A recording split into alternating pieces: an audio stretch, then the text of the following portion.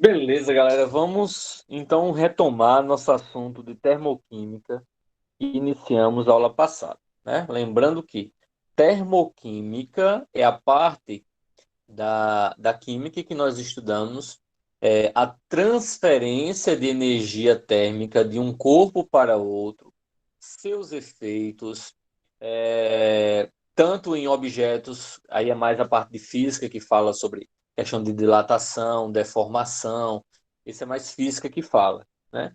A gente já fala a aplicação da energia, né, do calor nas reações químicas. Porque, na verdade, tanto a parte de termoquímica, ela está inserida no que a gente chama de termodinâmica. A forma mais geral de se falar é termodinâmica, porque aí fala a atuação do calor em objetos, em pessoas, em animais, em plantas, né? Fisicamente falando, como vai se comportar. E também na química. Mas só que dentro da química, para poder ficar algo mais específico, aí a gente chama de termoquímica, porque é a atuação do calor e deformações, implicações, características, mudanças de propriedades relacionadas ao calor dentro das reações químicas. Tá bom? Isso é o que a gente viu. Então, nós vimos, se eu não me engano, essas duas reações. A primeira reação, nós temos aí a reação de fotossíntese, onde a planta, né, ela pega água e sais minerais, mais o gás carbônico, né, e transforma isso em glicose e O2. Tranquilo, Eduarda? Beleza. Pessoal, faltou alguém fazer a chamada, para encher a chamada? Se faltou, estou postando novamente aí. Quem não fez, faz, tá? Então é o seguinte: essa reação de fotossíntese, para que ela possa ocorrer, ela precisa fazer na presença de luz. Você não vai ter realização de fotossíntese no escuro, realização de fotossíntese de noite. Você não vai ter isso acontecendo. Porque é uma reação natural, ou pode ser até estimulada ou provocada, mas com a presença de luz, seja ela luz natural ou, em alguns casos, luz artificial, que simula, né, os raios ultravioletas do Sol. Então, nesse sentido, você tem a absorção da energia, né, na forma de calor, na forma de luz e calor, para que ocorra a reação química. Aí você vai dizer, professor, quer dizer, então, de noite a planta não produz fotossíntese, não? Não. Nem planta, nem algas. Porque, na verdade, quando a gente fala de fotossíntese, a gente só pensa nas plantas. E nas plantas verdes, devido à clorofila. Mas, na verdade, nós não temos só clorofila verde. Nós temos a realização de fotossíntese em plantas que têm pigmentação de outras cores. Amarela, vermelha, certo? E de outras cores, não necessariamente verde, mas abundantemente, né? São plantas terrestres verdes, abundantemente. Só que a maior concentração de produção de é, oxigênio, tá? Não é das plantas terrestres, e sim das plantas aquáticas. As algas são as maiores responsáveis pela produção da maior quantidade de oxigênio do planeta. Na verdade, a troca, né? De oxigênio, de gás carbônico por oxigênio. Então, em grande parte, as plantas terrestres fazem o trabalho principalmente da retirada do excesso do CO2, tá certo? Mas a produção de oxigênio, em grande parte, está pelas algas, as marinhas, tá bom? E aí é uma reação de absorção de energia, absorção de calor, tá? Que a gente vai chamar aí de endotérmica, reação que absorve calor, nós chamamos calor e energia, nós chamamos de endotérmica. A reação é do tipo endotérmica,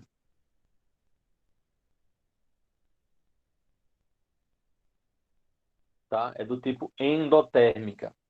E a reação de baixo, você tem uma queima, né? uma combustão. Você tem o álcool aí, o etanol, né? Álcool etílico é a mesma coisa. Reagindo com o gás oxigênio, que é o comburente. Sem oxigênio tem queima? Não, não tem queima. Então, esses filmes de queima, né, de naves no espaço, isso não acontece. A não ser que aconteça o fogo dentro da nave que tem oxigênio lá, né, para os tripulantes respirar. Aí tudo bem, aí tem oxigênio, tem chama. Mas se tiver fora, certo? Sem ter oxigênio, não tem chama. Não tem chama de jeito nenhum, tá certo? Porque você pode testar isso aí com uma vela. Você pega uma vela pequena, coloca num prato com água, água dentro do prato, e a vela é colada no fundo do prato. Aí você vai acender a vela. A vela está acesa, tem chama porque tem o oxigênio do ar. Aí tu vai, pega um copo mais comprido e coloca em cima. Com o passar do tempo, a vela vai se apagar. Por quê? Porque o oxigênio que passou a alimentar a chama da vela é só aquele dentro do copo, já que você selou a entrada de oxigênio e a saída do gás carbono devido à água, né? A partir do oxigênio, todo o oxigênio queimado dentro do copo, aquele oxigênio foi queimado e foi transformado em CO2. Então, como não tem mais oxigênio para queimar, o que é que acontece? Apaga a vela, certo? Então, acontece uma reação de liberação de energia, porque você precisa, na reação química ela acontece e ela esquenta. Ao esquentar, você está liberando energia na forma de calor. Sendo assim, essa liberação de energia é chamada de reação exotérmica. Endotérmica, endo significa entrar, né? Absorver, entrar energia. Exotérmica, liberar, sair. Exo é saída, é parte de fora. Endotérmica, parte de dentro. É aquela coisa, endoesqueleto, exoesqueleto. O caran... Desculpe. O caranguejo ele tem exoesqueleto ou exoesqueleto, certo? Por quê? Porque a casca dele, né, a parte sólida dele, a estrutura esquelética do caranguejo é fora. Enquanto que os demais animais, né, a maioria dos animais, nós seres humanos, por exemplo, nós temos endoesqueleto, é o esqueleto dentro do corpo, não é fora. O camarão tem exoesqueleto, a lagosta tem exoesqueleto, o, o caranguejo, como eu falei, tem exoesqueleto, tá? Mais alguma dúvida, pessoal, até agora?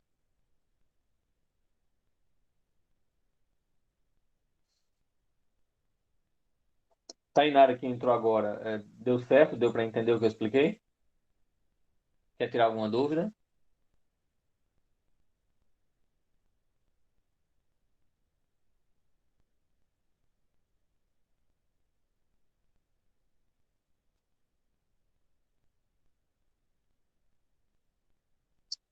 Com certeza seria estranho, Rebeca, porque seria como se fosse uma armadura.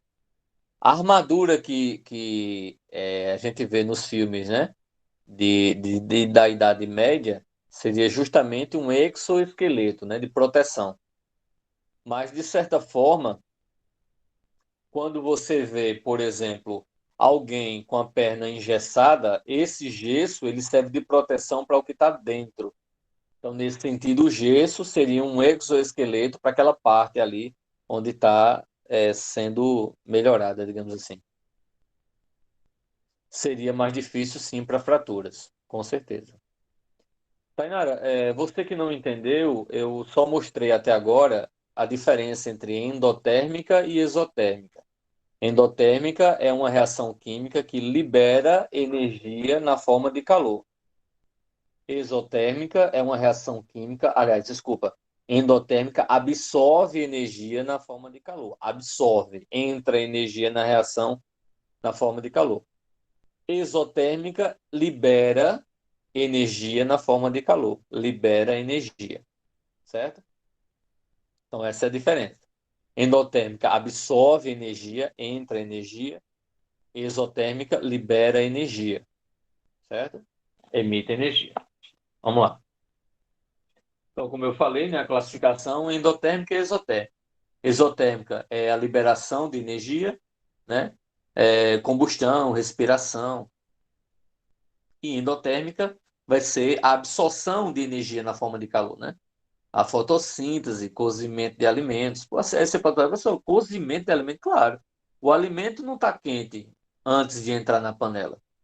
Ele vai aquecendo de acordo com o que você coloca a temperatura para aumentar, e com o aquecimento do alimento, ele vai mudando a estrutura das suas moléculas e vai ficando cozido, certo? E aí tem alguns efeitos, né, desse cozimento. Dependendo de certos alimentos, você não pode se alimentar de determinadas coisas fazendo cozimento, certo? Porque você vai desnaturar a substância, você vai mudar o sabor, você vai mudar a cor. Então, tem certos alimentos que tem que comer cru. Por exemplo, você tem aí a ostra. A ostra você não pode levar ao cozimento. Você coloca só um pouco de sal e limão, ou pimenta, para quem gosta, e come ela viva, né? Digamos assim. Entendeu? Ou na hora que você for comer, ele tira, ela tá viva ou tá congelada, digamos assim, mas tá fresca, digamos. Você vai retirar e vai comer, crua no caso, né? De certa forma, crua. Não levou cozimento, entendeu? Então, também é um outro problema, porque você pode, se ela tiver estragada, se ela não tiver em bom estado, bem conservada, você pode ter uma infecção muito séria, entendeu? Então, é assim, tem gente que gosta, eu não como. Não gosto e também, assim, eu acho muito arriscado, eu prefiro não. Do mesmo jeito, quando você vai comer comida japonesa, por exemplo, sushi, sashimi, dentre outros, tá? Você come, por exemplo, o salmão cru, certo? Cozinha sim, Rebeca. O camarão, ele cozinha. O camarão, ele não tem essa cor rosa, não, a rosada, não. Ele é transparente. Ele é marrom, um pouco marrom transparente, quando ele está in natura. A partir do momento que você pega o camarão, certo? E você aquece a água e joga ele dentro, ele deixa de ser transparente e passa a ser rosa, arrosado, né? Do jeito que a gente está acostumado a comer. Então, para a gente comer o camarão, ele deve ter pelo menos uma fervura. Ele pode não ser frito, né? Pode não ser frito, mas ele tem que receber, muitas vezes ele recebe aquela fritura, aquele cozimento para poder ser consumido. É tanto que no supermercado, quando vocês vão, vocês tanto podem encontrar aquele rosinha, que ele já teve uma fervura, ou ele in natura, que é o transparente, um pouquinho levemente marrom, né? Certo? Do mesmo jeito, lagosta. A lagosta, em alguns restaurantes, principalmente restaurante que tem um poder aquisitivo um pouco maior, né? Eles têm um aquário com lagostas, tá? Ele tem um aquário. Então, essa lagosta, ela tá viva e a pessoa escolhe a lagosta que vai querer. Aí a pessoa pesa na hora a lagosta, para poder saber o valor, né? Pesa na hora a lagosta. E depois você tem um caldeirão quente com água fervendo e bota a lagosta viva dentro do caldeirão. Assim, para as pessoas que de direitos dos animais e tudo mais, tal, não tem pessoas que compreendem algum tipo de criação, que é para alimentação, né? Outros é mais, digamos assim, é mais radical e não aceita nenhum tipo de alimentação animal, porque diz justamente que é uma maldade, então diz que é um atentado à vida do animal e tal. Mas é aquela coisa, o animal, ele detém proteína, ela tem proteína no seu corpo, é uma fonte de proteína. Tem proteína em outros alimentos que não seja a carne? Sim, tem. Tem, sim. Mas tem uma quantidade menor. Então, algumas pessoas conseguem se alimentar bem, conseguem suprir sua necessidade. Outras pessoas não, tá certo? Então, é a carne de boi, porco, você tem aí o frango, ou qualquer outro derivado, o ovo, qualquer outro derivado de animal, ele vai ter as proteínas, né? Você sabe que devemos nos alimentar passando por todos os grupos, né? Vitamina, proteína, carboidrato, lipídio e sais minerais, levando em consideração que tem que ser balanceado, tá?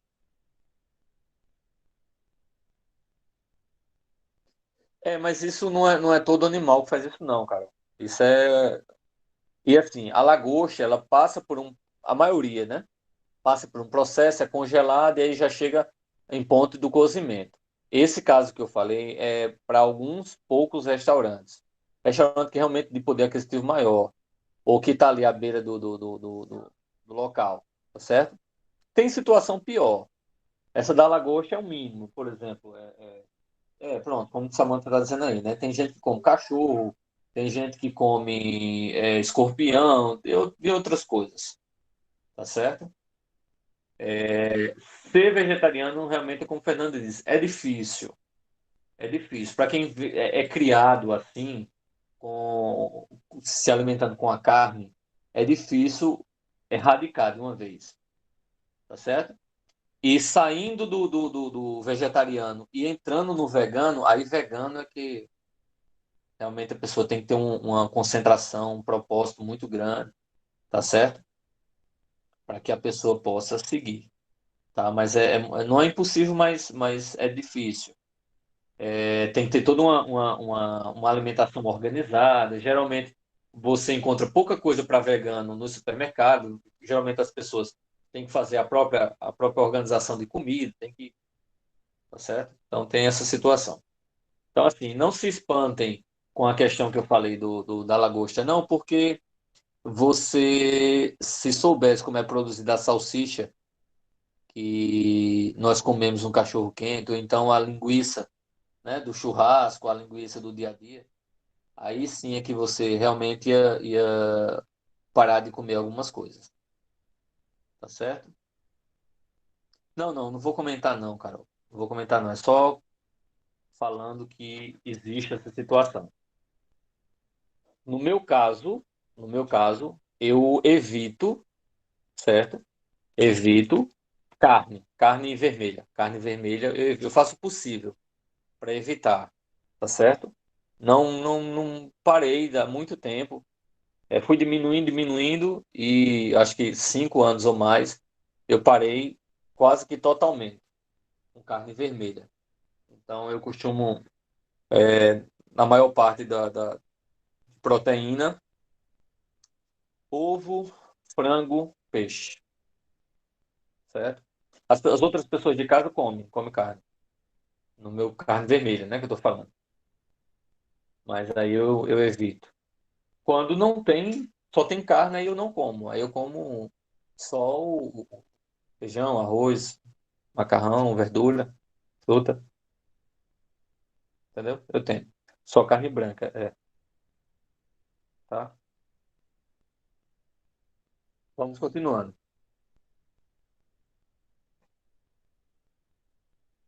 Só que ainda tem outra coisa, né? No meu caso, Ana, eu sou intolerante à lactose. Ainda tem isso. Então, leite e queijo, ele tem que ser sem lactose. Eu posso comer porque eu sou intolerante, mas posso comer pouco. Eu não sou alérgico. As pessoas que são alérgicas têm alergia a leite e não podem comer nada, entendeu? Mas no meu caso eu sou intolerante, então até uma certa quantidade eu posso comer. Só que o normal, por exemplo, festa de aniversário para mim, eu tenho que, para não passar mal, eu tenho que comer, tomar um comprimido de lactase, que são justamente a proteína que vai degradar a lactose. A enzima, desculpa. A enzima que vai degradar a lactose, né? Então eu tomo comprimido de lactase para poder melhorar. Isso realmente, depois da lactase, isso mudou completamente minha vida. Porque eu não sabia que eu tinha intolerância à lactose, então na minha vida era comum ter problema estomacal. Era comum, entendeu? Eu já achava que era normal. Mas aí quando eu fiz o teste, descobri que não, é porque eu sou intolerante. Então eu metia um pau a comer coisa com leite e me arrebentar. Aí quando eu fiz o exame, eu passei a me organizar e aí melhorou muito, muito mesmo, entendeu? Então, dando continuidade. Essa reação aí que vocês estão vendo, ele fala aí, ó, é uma reação que libera 68.300 calorias por mol, tá? Então, quer dizer o seguinte, que você tem uma reação exotérmica, libera energia, tá certo? Se fosse endotérmica, a reação, ela ia absorver energia. Outra coisa, quando a gente está falando de reação do tipo deixa eu pegar aqui. Pronto. Quando a gente está falando de reação do tipo endotérmica, endo, você vai ver que ela é positiva, dizendo que houve uma absorção de energia. Quando a reação é do tipo exotérmica, você vai ver que é uma reação do tipo negativa, porque o negativo está dizendo que está liberando, perdendo. Mas o que é positivo e o que é negativo? É justamente essa quantidade de energia aqui que eu estou apontando com a seta. E essa quantidade de energia tem um nome? Tem. Que nome se dá? Entalpia. Entalpia é a quantidade de energia que é liberada ou absorvida, certo? Então, toda substância química numa reação, ela tem uma certa quantidade de entalpia. Tem uma quantidade de energia na sua estrutura. Então, para a reação ocorrer, a gente tem que aumentar essa quantidade de energia ou a gente tem que diminuir essa quantidade de energia, tá certo? Quando quando a gente trabalha com entalpia, a gente não trabalha com o H, a gente não trabalha com entalpia pura, porque entalpia a gente está falando de uma substância ou das substâncias presentes no reagente ou no produto. Quando a gente vai falar de entalpia de uma reação, a gente fala de delta H. Delta H, o delta significa variação.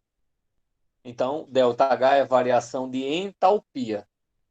E o que é variação? Se você lembrar, ΔS lá de física, é espaço final menos espaço inicial. ΔT é variação de tempo, tempo final menos tempo inicial. Como a gente está trabalhando com entalpia, variação de entalpia, a gente está trabalhando com entalpia é variação. Então vai ser entalpia final menos entalpia inicial. A entalpia final a gente chama de entalpia dos produtos. É a final.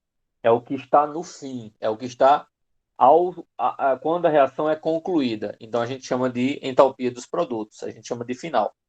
A entalpia inicial, né, a gente vai dizer que é a entalpia dos reagentes. Então, entalpia final é a entalpia do produto. Entalpia inicial a gente chama de entalpia dos reagentes. É quando a gente tem os reagentes sem misturar. É quando a gente tem, por exemplo, os ingredientes para fazer um bolo. Os ingredientes, leite, farinha, ovo, manteiga, isso tudo são os ingredientes. Então, são reagentes. É o início da confecção do bolo. E o bolo pronto é o produto. O bolo pronto é o produto, certo? É o final da reação química, é o que foi obtido. Então, o ΔH vai ser o quê? Quer dizer, a variação vai ser o quê? Vai ser HP, que é a entalpia do produto, menos HR, que é a entalpia do reagente. Então, variação de entalpia, quer dizer, isso, essa setinha que está lá em cima, né? Para que ela possa acontecer, para que você possa ter a quantidade de energia de uma reação, nós vamos ter que calcular a subtração da energia do produto menos energia do reagente. Se por acaso o ΔH ele for, deixa eu colocar aqui, deixa eu só ajeitar. Pronto. Se o ΔH ele for maior do que zero, ou seja, se ele for positivo, a gente diz que a reação é do tipo endotérmica.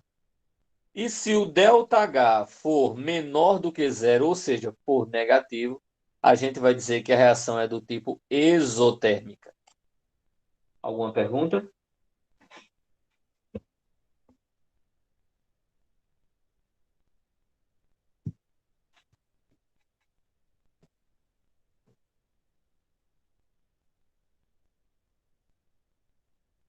Não, tranquilo? Beleza. Vou passar então, tá?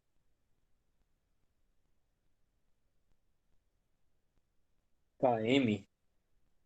Ah, entendi. Então vamos lá. Pelo que eu falei, nós temos aí, então, HP, entalpia do produto, HR, entalpia do reagente, e ΔH é a variação de entalpia. Não esquecendo o que eu disse, que essa variação de entalpia ΔH vai ser igual à entalpia do produto menos a entalpia do reagente. Essa é a equação de cálculo de entalpia que nós vamos utilizar. Beleza? Seguindo agora. Calor de reação é justamente o que a gente acabou de falar, que é a entalpia, né? Produto menos o reagente. Reação exotérmica, que é a primeira, certo? Reação exotérmica. Essa primeira aqui que vocês estão vendo. O que é que acontece aí? O calor liberado é igual ao produto menos reagente. Vai ser classificado como reação exotérmica quando o ΔH for menor que zero. Ou seja, quando o ΔH for negativo. Quando o resultado do ΔH for negativo. Já a reação endotérmica, né, o calor absorvido não é liberado, liberado é exotérmica. Então, o calor absorvido vai acontecer quando o produto for maior do que o reagente. Ou seja, quando o ΔH for positivo, maior que zero. Então, quando ele for positivo, vai ser uma reação endotérmica. Quando for negativo, vai ser uma reação exotérmica. Dúvidas sobre isso?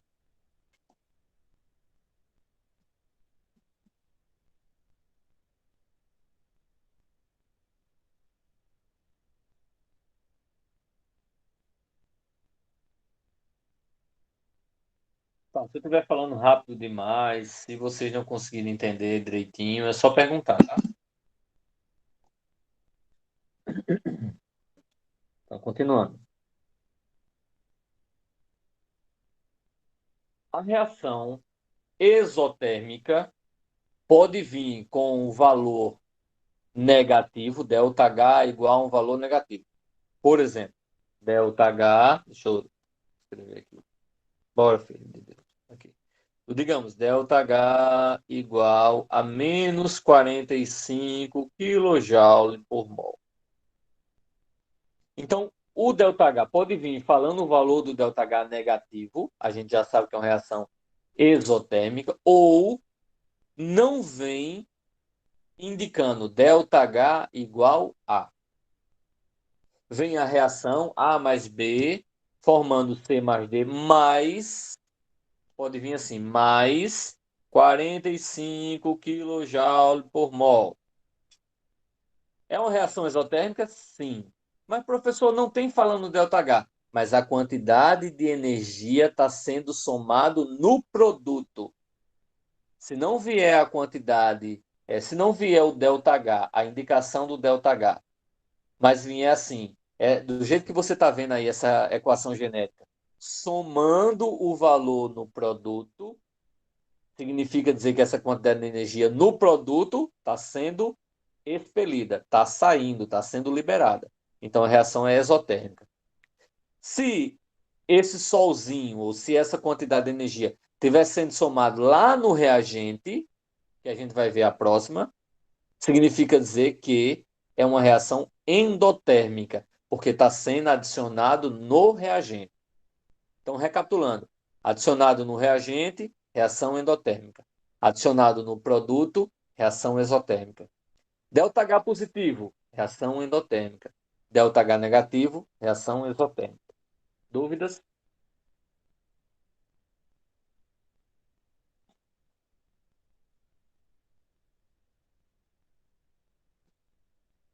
Não, de boas. Então, qualquer coisa vão perguntar. Uma outra coisa que você vai observar, o gráfico, certo? O gráfico. O gráfico de uma reação exotérmica vai acontecer dessa forma que vocês estão vendo aqui, ó. Deixa eu só completar aqui. Pronto. Vai ser dessa maneira que vocês estão vendo aí. É o gráfico de uma reação exotérmica. Significa o quê? Significa, vou até botar aqui, vamos botar de verde. Significa dizer que aqui você tem o reagente.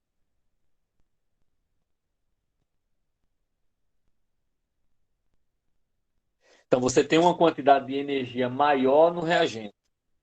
Essa energia não foi liberada, ó a seta para baixo, dizendo que o calor foi liberado, a energia foi diminuída, a energia foi perdida. Então o produto vai estar numa área abaixo. Por quê? Porque numa reação exotérmica, a quantidade de energia que eu tinha no reagente é maior do que no produto. Mas por que é maior, professor? Porque esse excesso de energia foi liberado para o meio ambiente ou para um outro sistema. Então, sempre o gráfico de uma reação exotérmica é assim: é uma quantidade de energia sendo diminuída. Já quando a gente tem a endotérmica, onde é que está somado o solzinho? Ó? Como eu falei, está sendo somado no reagente, certo? Ou eu posso dizer, tem uma outra situação em que o ΔH ele vai ser positivo, qualquer valor aí positivo. É uma característica que, eita, desculpa, pessoal. É uma característica que a reação ela é endotérmica, tá? O solzinho no reagente, ou eu vou ter aqui o ΔH. Cadê Jesus? Pronto. Eu vou ter aqui o ΔH positivo, indicando que a reação é endotérmica. E como é que vai estar o gráfico, professor? Olha o gráfico como é que vai ser. É o contrário da outra, certo? É o contrário. Ó, o meu reagente está em cima, ó. O meu reagente está em cima. E o meu produto está em... Sempre o reagente está em cima e o produto está embaixo, tá, pessoal?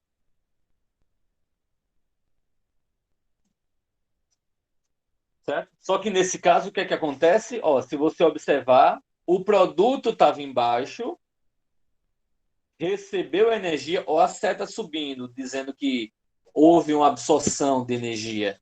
Recebeu energia, tá? E está com reagente maior. Com isso, caracteriza um gráfico de uma reação do tipo endotérmica. Alguma dúvida?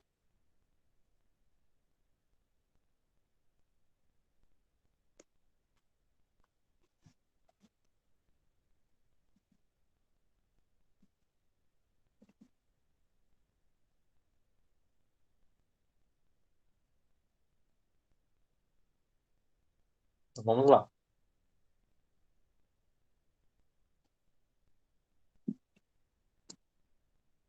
Então, ó, reação exotérmica, como eu falei, né?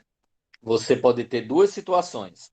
Como assim? Ó, o ΔH, mostrando que é negativo, reação exotérmica. ΔH, mostrando que é positivo, endotérmico. ΔH não. Quantidade de energia somada no produto ou quantidade de energia somada no reagente. Aí você vai dizer, professor, mas a endotérmica está negativa, ó.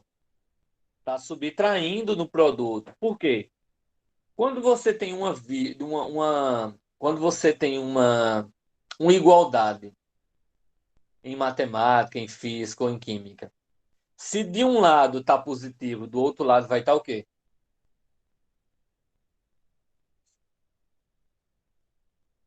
Não é o inverso?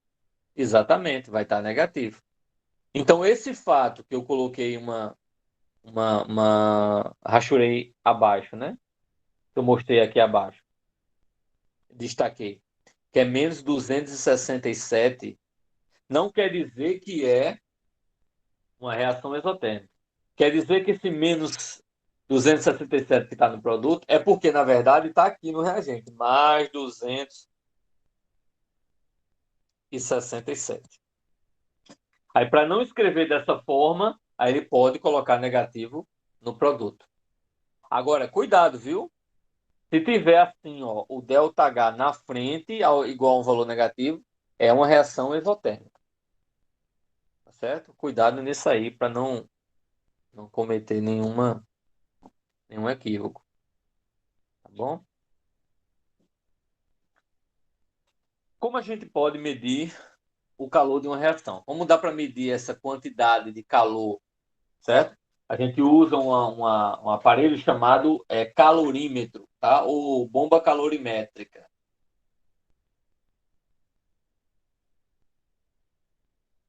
Então, tudo bem, Rebeca. Qualquer dúvida que você for tendo, você vai me perguntando, tá certo? Então, essa é uma bomba calorimétrica, ou uma calorimetria, né? Então, o que é que acontece? Como é que esse calorímetro, né, o bomba calorimétrica, como você tem, qual a diferença entre calorímetro e bomba calorimétrica, tá?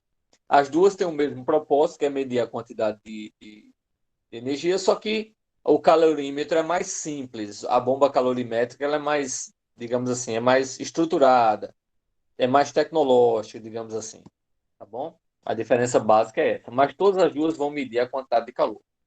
E o que danado é quantidade de calor? É isso aqui, ó. Vocês com certeza viram lá em física, utilizando a equação Q igual a M vezes C vezes delta T. Essa é a equação para calcular a quantidade de calor, certo? Mas na prática, a gente vai usar um calorímetro ou uma bomba calorimétrica. E o que é isso? Como é que a gente calcula a quantidade de calor? É a gente pegar uma certa quantidade de substância, geralmente 1 grama da substância, coloca no calorímetro e começa a aquecer. Digamos que inicialmente está a 25 graus Celsius. Aí ele começa a aquecer. Imediatamente, quando sair de 25 para 26, ele para e mostra a quantidade, certo, de calor que foi originada a partir do aquecimento de 1 grau dessa substância. Tá bom? Ele mostra a variação de temperatura. Então, o que é que você pode fazer? Você pode calcular isso no lápis? Tem como calcular. De que maneira? Utilizando justamente essa forma, mc delta T. Vou mostrar para vocês. Ó, a equação é Q igual a m vezes c vezes delta T. Vamos lá. O que é Q? É quantidade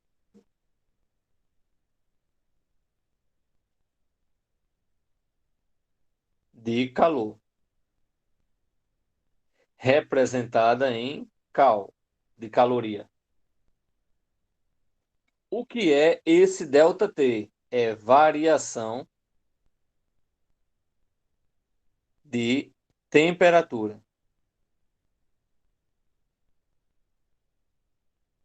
Ou seja, ΔT é a temperatura final menos a temperatura inicial. Qual é a unidade? A unidade vai ser graus Celsius. É a unidade da temperatura. O que é esse C? Esse C vai ser calor. Deixa eu ajeitar aqui. Vai ser o calor específico. O calor específico é justamente o que mede naquele calorímetro, tá? Que é possível medir também no calorímetro. É a quantidade de energia que você vai necessário para você aumentar em 1 grau Celsius essa determinada substância, tá certo? Então, esse calor específico, cada substância você vai ter um calor específico diferente para cada substância, tá? Então, para cada substância, um valor específico diferente. E qual a unidade que é medida o calor específico? A unidade que é medida do calor específico vai ser caloria por grama vezes graus Celsius. Essa é a unidade para determinar, né, a unidade do calor específico. E por último, você tem o M, que representa a massa da substância.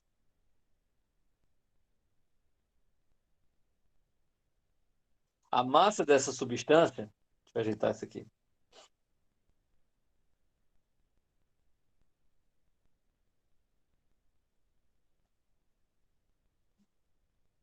A unidade dela vai ser sempre em grama.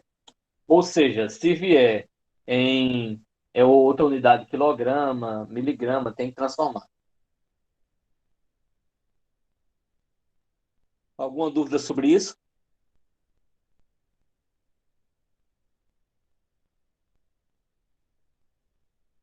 Vamos tirar print?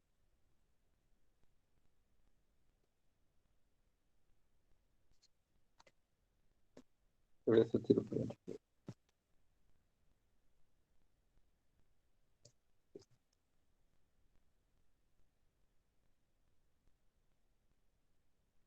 Então, vou passar, tá? Vou continuar. Aí, claro, temos valores que a gente vai colocar na equação e vai resolver. Vamos fazer um exemplo? Tem dizendo o seguinte, ó. Eu vou dizer, ó, qual a quantidade de calor, certo? Necessário, qual a quantidade de calor de uma certa substância que tem massa de 2 gramas, calor específico de 1,5 grama por grama não, para ajeitar.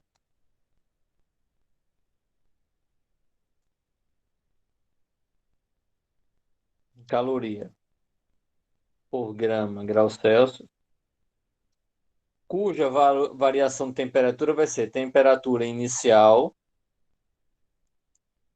vai ser de 20 graus Celsius e temperatura final vai ser de 40 graus Celsius. Então, qual é a quantidade de calor? Aí, o que é que você faz? Quantidade de calor vai ser M vezes C vezes ΔT. Então, quantidade de calor vai ser, quem é a massa? 2 gramas. Quem é o calor específico? 1,5 gramas. Oh, só quero botar 1,5 caloria por grama vezes grau Celsius. Vezes a variação de temperatura. Quem é a variação de temperatura? 40 menos 20 graus Celsius. O que é que eu vou fazer? Isso, Rebeca. Eu vou cancelar grama com grama, vou cancelar grau Celsius com grau Celsius, a resposta vai ser em caloria. Então, eu tenho aqui Q vai ser 2 vezes 1,5 vezes 40 menos 20 dá 20. Então, o que vai ser? Não dá mais, viu, Rebeca? 2 vezes 1,5 dá 3. 3 vezes 20, então o que vai ser igual a 60 calorias.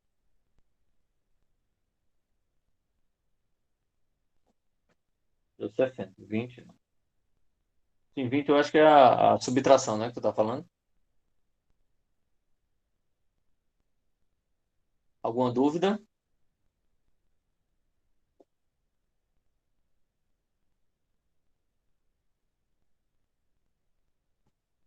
Beleza. No exercício que eu vou passar para vocês, terão algumas continhas dessa para vocês fazerem, tá? Que aí ou eu vou pedir quantidade de calor, ou eu vou fornecer quantidade de calor, eu vou pedir caloria, assim, vai, certo? Não esqueça que pode vir em caloria ou pode vir em joule, certo? Ou joule, né, que é o J, digamos assim. Aí você tem que fazer a transformação. Se vier em caloria, beleza, é só fazer o cálculo. Se a quantidade de calor vier em joule ou joule, você tem que transformar para caloria para depois aplicar na fórmula. Não, eu geralmente passo no máximo uma lauda ou duas. Lauda é só a frente de uma folha ou duas, frente e verso.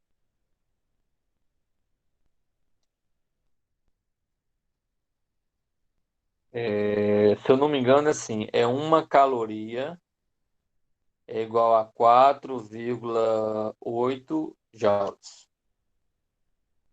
É assim que você faz a transformação.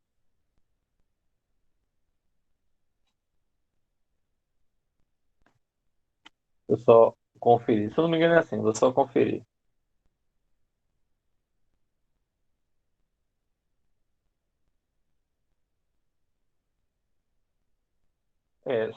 Só tenho que corrigir, né? Não é um 4,8 não. É aproximadamente 4,2. Pronto. Agora tá certo. Dá 4,184. Mais aproximadamente 4,8 joules. Certo? Ou eu também posso dizer que uma quilocaloria equivale a 4,2 quilojoules. Certo? Também pode ser feito dessa forma.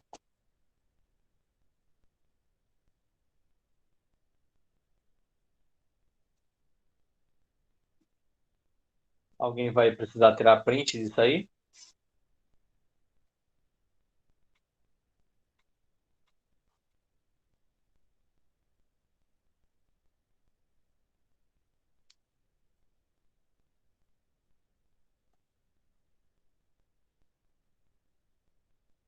Ah, beleza. Tá certo. Carol, depois tu posta no grupo também, ou Carol, Rebeca, ou Emily, para que o pessoal possa acompanhar, tá? Só por curiosidade, pessoal, essa aula é até 12h20 ou é 12h40? É 12h10? Ah, tá. Tá, valeu. Certo, se não tiver como postar no grupo, me envia que eu posto no grupo, tá certo? Porque, se eu não me engano, deve estar bloqueado só para administrador. Tá, tranquilo. Então, aproximadamente a gente tem 20 minutos de aula. Não, senhora, não. Vai liberar 12h10 mesmo, tá? Eu já ia até 12h40.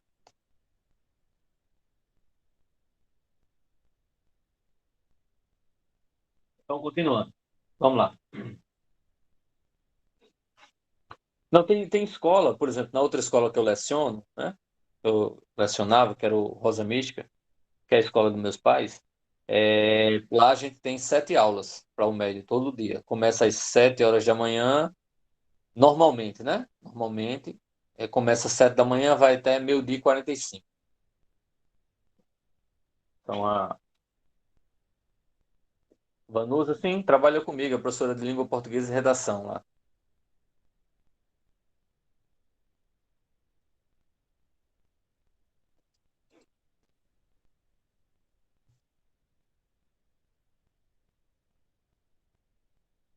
É uma excelente professora, faz um trabalho muito bom. Lá, além de lecionar, eu coordeno também, né?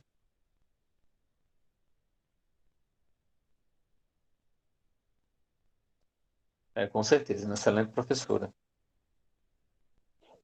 Então vamos lá,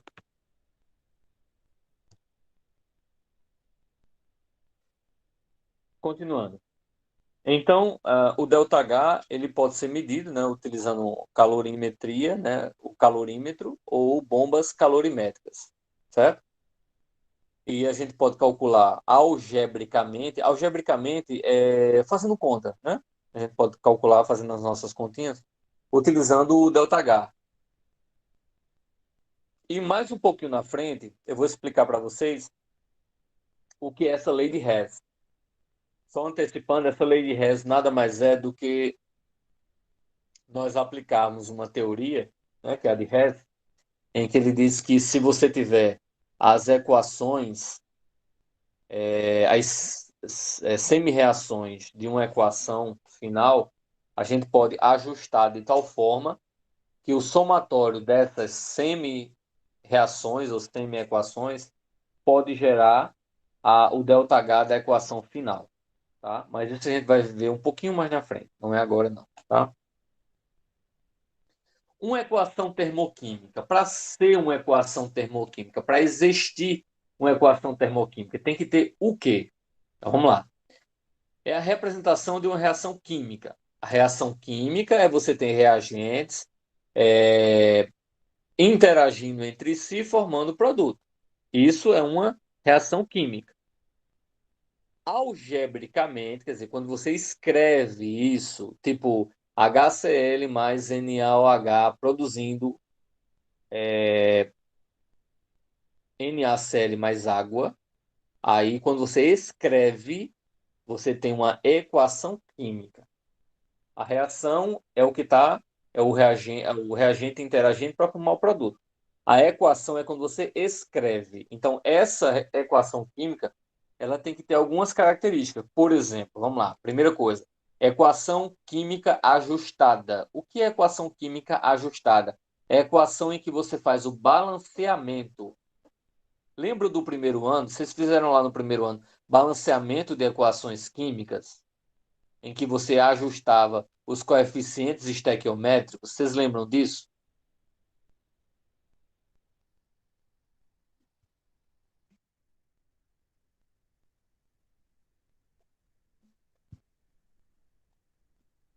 Pronto, algumas pessoas lembram, Gabi lembra, Emily não lembra, mas a gente vai fazer uma revisão. Quando eu for explicar, quando eu for pegar uma equação que não está ajustada e vou transformar ela numa equação balanceada, aí eu vou fazendo passo a passo para que vocês possam relembrar e não ter dificuldade na hora de entender, tá certo? Quanto a isso, não se preocupe.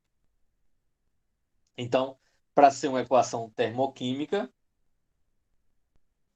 vou, Milene, hoje mesmo eu posto as atividades já, tá certo? Daqui pro final da tarde eu faço a postagem lá no grupo da sala Google. Aí vou tentar postar já a atividade, e postar também essa gravação que a gente está fazendo. É bom dar uma olhada, Rebeca, para ver se não é questão de bateria, tá? Ou fazer uma limpeza nos programas. Pode ser vírus também. Então, a primeira coisa é você ter uma equação balanceada, certo? Uma equação ajustada, utilizando o balanceamento de reações químicas, ajustando os coeficientes estequiométricos. A segunda coisa é o estado físico das substâncias. Então coloca para carregar, Rebeca. Se você tiver como aí colocar o carregador. Mas se você perdeu alguma coisa, não se preocupe, que eu estou gravando, aí você assiste depois, certo? Então, o estado físico, é importante que você saiba qual é o estado físico da substância. Se está no estado sólido, se está no estado líquido, se está no estado gasoso. Mas, professor, isso influencia? Claro que influencia. Porque uma reação entre substâncias que estão, por exemplo, um está no estado sólido, outro está no estado. As duas no estado sólido, você vai ter uma interação bem pequena. Porque a interação vai acontecer somente naquelas duas superfícies que estão em contato. Quando você tem substâncias líquidas, a interação é maior, porque as moléculas estão interagindo uma com a outra, certo? Em alguns casos tem que mexer para que a coisa aconteça, tá certo? Ou seja, um suco para você poder fazer, na maioria dos casos, você tem que passar no liquidificador, você tem que passar no liquidificador para poder homogeneizar, mesmo as duas estando líquidas. O bolo, para poder montar, você tem que mexer o bolo, senão você não tem uma massa homogênea. E quando as substâncias estão no estado gasoso, a interação é máxima, é total, tá? Porque as moléculas, existe mais espaço entre as moléculas. Então a interação é muito maior, certo? Terceiro ponto aí, variedade alotrópica. Quando existir, tem que estar presente, tem que identificar. Na maioria dos casos, o que é variedade alotrópica? Eu não sei se vocês lembram, mas lá no primeiro ano vocês devem ter visto isso aí. Alotropia. O que é alotropia? É quando você tem substâncias simples. O que é uma substância simples? É quando você tem substâncias formadas por um único elemento químico. Então, quando você tem substâncias simples, que é formado por um único elemento químico, em que possui quantidades de átomos diferentes. Como assim, professor? Ó, se eu tenho O2 e O3, tem o mesmo elemento, o oxigênio. Porém, essa quantidade diferente de oxigênio, O2 e O3, formam substâncias diferentes. O2 é gás oxigênio, O3 é gás ozônio. Então, essa quantidade diferente gera substâncias diferentes. Então, diz que as duas substâncias são alotrópicas, porque ela tem quantidade diferente, mas é formada por um único elemento, pelo mesmo elemento, único. Tá certo? Então aí você tem uma variação alotrópica em quantidade de átomos. Outro tipo de alotropia, você tem carbono do tipo grafite e carbono do tipo diamante. É o mesmo carbono? Sim, é o mesmo carbono. Porém, o que é que difere um do outro? Quantidade de carbonos e principalmente a estrutura é diferente. São diferentes, tá? Então, a estrutura do carbono diamante é muito mais complexa do que do carbono grafite. Então, aí você tem dureza, valor financeiro, o diamante é muito mais caro que o grafite, certo? Dentre outras propriedades. Outro, você tem aí, que mais, meu Deus? P2, P4 e P8. Quantidades também diferentes. Fósforo branco, fósforo vermelho, fósforo negro. Todos três são fósforos? São. Só que eles têm propriedades diferentes, características diferentes. Tá? Outro, com estrutura agora. F, enxofre rômbico e enxofre monoclínico. Enxofre rômbico e enxofre monoclínico. Em que são diferentes? Estruturas. Então, como a estrutura é diferente, um é mais resistente, outro é mais frágil, né? A cor, um é um amarelo mais vivo, outro é um amarelo mais fosco, digamos assim. Um é um amarelo mais escuro, né, ou vivo, e o outro é um amarelo mais claro. Então, isso é alotropia. Mesmo elemento químico com estruturas ou quantidades diferentes, que, consequentemente, geram substâncias com propriedades diferentes. Tá? Então, tem numa equação é bom identificar. Outra, indicação de entalpia molar, certo? Indicação de quantidade de entalpia, que é justamente aquele ΔH, né? Tem que ter sendo indicado. Se ele é positivo, reação endotérmica. Se é negativo, reação exotérmica. ou se a quantidade de energia é somada no reagente, endotérmico. Se a quantidade de energia é somada no produto, exotérmico. E a última diz o seguinte: indicação das condições de pressão e temperatura que foi medido o ΔH. Por quê? Se você medir o ΔH de uma reação química acontecendo aqui em Campina Grande, você vai ter um determinado ΔH. Se você medir esse ΔH no Everest, você vai ter um outro valor de ΔH. Por quê? Porque a pressão e temperatura lá do Everest é muito diferente da pressão e temperatura daqui de Campina Grande. Alguma pergunta sobre isso?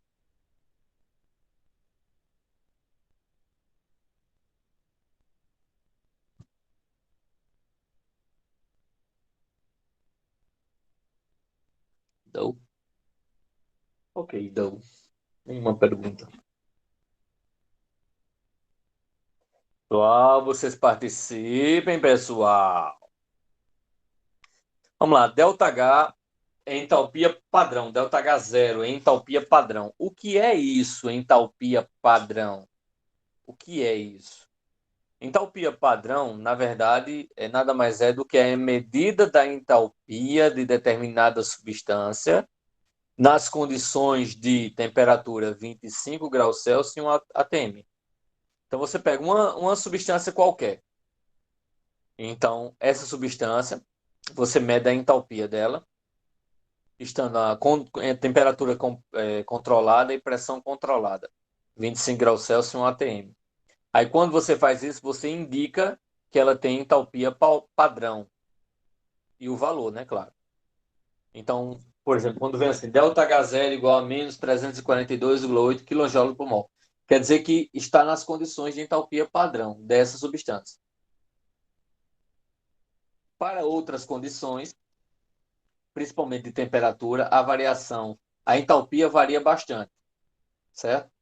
Então, deve-se calcular com a equação de Kirchhoff. Kirchhoff, tá certo? Tá certo? É um alemão que propôs essa equação. Então, geralmente, a gente não trabalha com isso. Ensino superior é que você ainda pode ver isso aí, tá? Dependendo do curso que você for fazer. Mas no ensino médio, você sempre trabalha com entalpia padrão. Sempre. Então, todas as substâncias que você vai utilizar numa equação, eles têm os valores de entalpia individual para cada substância, tabelado, tá certo? Você não vai ter que calcular isso é tabelado, mas vão estar de acordo com o ΔH zero, ou seja, vão estar de acordo com a entalpia padrão, medida a 25 graus Celsius e 1 atm. Mudou a temperatura? Mudou as condições. Ou a pressão, né? Tá? Vamos lá. Alotropia, né? Só ocorre com substâncias simples. Esta alotropia que você está vendo da seguinte forma: substâncias alotrópicas. As substâncias têm a forma mais estável e menos estáveis. Se a gente tiver, por exemplo, oxigênio, gás oxigênio é mais estável do que gás ozônio. Carbono grafito é mais estável que carbono diamante, certo? Fósforo branco é mais estável que o fósforo vermelho. Enxofre rômbico é mais estável que enxofre monoclínico, tá certo? Então ele dá algumas características, tá certo? Então, por exemplo, tem diferença de entalpia? Tem aí, ó. Carbono grafite, quando você faz a queima, a combustão, ele vai dar uma quantidade de energia de menos 94,05 quilocaloria por mol. Enquanto que o diamante, ele vai gerar uma quantidade de energia maior, menos 94,55. Ou seja, as formas menos estáveis, né, elas têm uma quantidade de energia geralmente maior do que a forma mais estável. Claro, se você tem algo organizado, algo estruturado, a quantidade de energia é menor. Tipo, se você tá, vamos comparar aqui. Você tá dentro de uma igreja, assistindo um culto, ou assistindo uma missa, você tem lá, digamos, 100 pessoas. Vamos dizer que é uma igreja grande, você tem 100 pessoas. Mas as 100 pessoas estão, na maioria do tempo, sentados assistindo o culto ou assistindo a missa de forma organizada. Claro que, dependendo do andar da carruagem, vocês, em momentos de oração, em momentos de louvor, você vai ter uma maior agitação, porque a música anima, aquela coisa toda, né? Então, umas pessoas mexem os braços, outras pessoas pulam, outras pessoas dançam, mas tem esse momento. Mas não é a constante. Agora, imagine essas mesmas 100 pessoas na pirâmide do Parque do Povo, certo? Tocando um forrozinho bem animado. E aí? Vocês acham que a quantidade de energia é a mesma? Lógico que não. É maior. Quanto maior o grau de agitação, quanto maior a instabilidade da situação, maior a quantidade de energia. Nesse caso, liberado, né? Liberado. Alguma dúvida sobre isso aí? E aí você tem, ó, carbono grafite, carbono diamante, para que vocês possam entender visualmente falando. Enxofre rômbico, enxofre monoclínico. Vê a diferença, né? Do que eu disse, ó, um deles ele tem é mais amarelo, mais vívido, né? Ou a estrutura, né? Que o rômbico ele possui. Ó, o monoclínico, ele não é nem todo completo, mais amarelado. Fernanda, eu acho que sim, mas não agora. Provavelmente lá para o final do ano. Infelizmente, esse atraso de vacina, essa lentidão, causou esse caos em que nós estamos, certo? Não discutindo aqui política nem nada, porque nem é a hora, nem é o momento, mas assim, estamos bem atrasados. Deus queira que isso se resolva o mais rápido possível, tá certo? Mas quando puderem, tomar vacina, tá certo? E usem máscara. Deixa para os energúmenos não usar máscara, como o presidente. É a minha opinião, tá, pessoal? Mas cada um tem a sua. Desculpa aí se eu não quis ofender ninguém. Só a minha opinião. Eu votei em Bolsonaro. Fiz a burrice, né? Mas a gente, como ser humano, a gente pode ter a opinião pode mudar de opinião e se recuperar do erro. Alguns permanecem, outros não, mas aí cada um decide o que acha melhor. Carbono, gás, não. Gás carbônico é uma coisa, Carol. Gás carbônico é o CO2. Carbono grafite é esse, por exemplo, da ponta do lápis. Isso é grafite, é carbono na forma de grafite. A pedra preciosa, como vocês estão vendo aí, é o carbono na forma de diamante. Entendeu a diferença? Então tem essa diferença. Porque às vezes a pessoa realmente algumas situações você se confunde mesmo.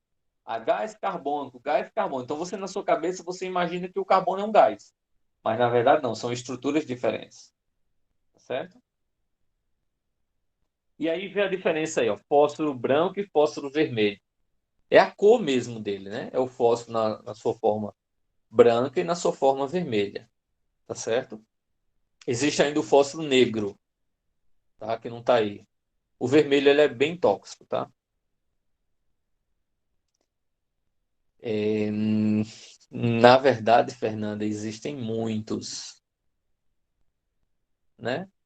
Mas assim, eu achei que, infelizmente, tirando a loucura toda que ele apresentava, sempre apresentou, mas eu achei que realmente ele fosse dar uma. Devido à experiência que a gente teve aí, ah, algumas experiências negativas com o PT, algumas coisas complicadas, então eu achei realmente que eu votei em Ciro no primeiro mandato, no primeiro turno, e entre Haddad e Bolsonaro, eu pensei, né, que diante daquela loucura toda ele fosse moralizar algumas coisas, fosse organizar algumas coisas. Realmente eu pensei, infelizmente, no meu ponto de vista, né, eu estava errado. Mas assim faz parte, né? Cada um tem sua interpretação.